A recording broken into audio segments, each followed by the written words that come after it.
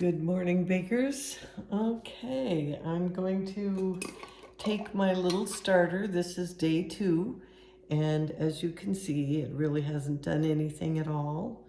It's just a bunch of yuck. So what I'm gonna do is, I like to do this in a measuring cup.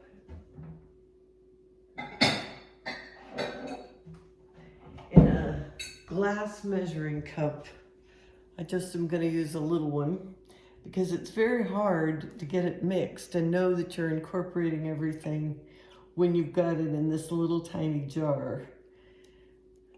Now today it's a little wet. If you remember yesterday, it was really thick.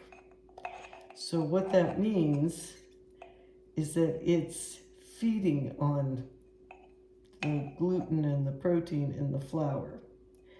So that's all there is. There's not very much of it. Let's get out what we can. I'm using my little Amazon platypus for this because it's such a small amount. It's very hard to scrape it with a normal spatula. Okay, so that is all I have. That little teeny tiny bit. This is day 2. So today I will add about a tablespoon or so. Remember, this is all about. There are no exact amounts. I don't use exact tablespoons, teaspoons, whatever. It's about. So I'm going to add, and I went ahead and started with bread flour and wheat. You can start with unbleached all-purpose, which I did the first time I did this. So I'm not even gonna level that off. I'm just gonna dump in about a tablespoon. And I'm gonna go ahead and just add a little bit of whole wheat. I like to bulk it up a little bit, give a little extra food. So maybe a little half a tablespoon or less. I'm gonna add that in. And then I'm going to add a little bit of water, maybe a tablespoon. Now, the way I know how much is because I'm going to stir it up. And if it's too dry, if I can't get it moistened, then I have to add about a half a teaspoon or so more. But if it's moistened, if it's all wet, and you want to stir it really well, because that stuff from yesterday doesn't want to accept any new stuff.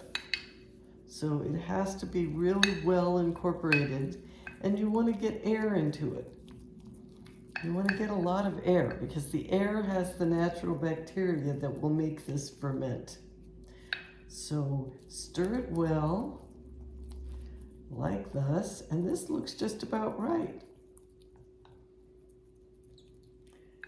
That looks just about perfect. So I'm going to show it to you. That is the perfect texture.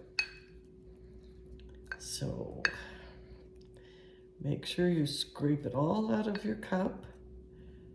Get it well out. You don't want to waste any.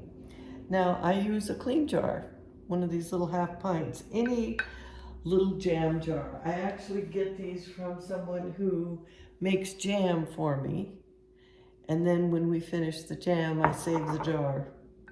And that's, but you can buy them. You can find them at thrift stores, garage sales, yard sales, estate sales. They're all over the place. People end up with so many of these. This just about pours, but more scoots out of my cup and into, I was trying not to get it on the side of the jar. Oh well, just scrape it down.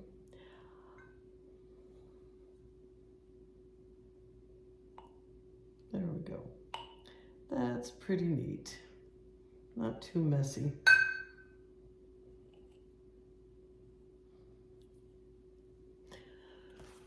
Okay, so let's move our wonder if I have a little thin rubber band. Yes, I do. I'm going to use that thick rubber band because that's hard to show. As usual, I'm going to put a rubber band on it to show you where we start. That's very thick. It's not going to run anywhere. This is probably not going to rise. Sometimes they do. You have a false rise on day 2 or day 3. That does not mean it's ready. That just means it's feeding. But it will smell bad. Always smell it. It's the smell that will for sure let you know that it's not ready. This is going to take anywhere from 8 to 10 or 12 days.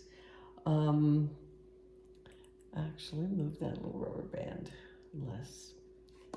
Yes, that's better. That's it. That's all there is. It takes 5 minutes. It takes longer to wash out the jars in the measuring cup than it does to actually feed the starter. So 5 minutes a day. And on day 4, I'm gonna stop feeding it. I'm gonna leave it alone for day 5 and day 6 and let it ferment a little bit. But we'll see there. I'll come back tomorrow with my little 5-minute video and show you what it looks like tomorrow. And it's gonna be the exact same thing, the exact same texture. Okay, that's it. More flour. Happy baking.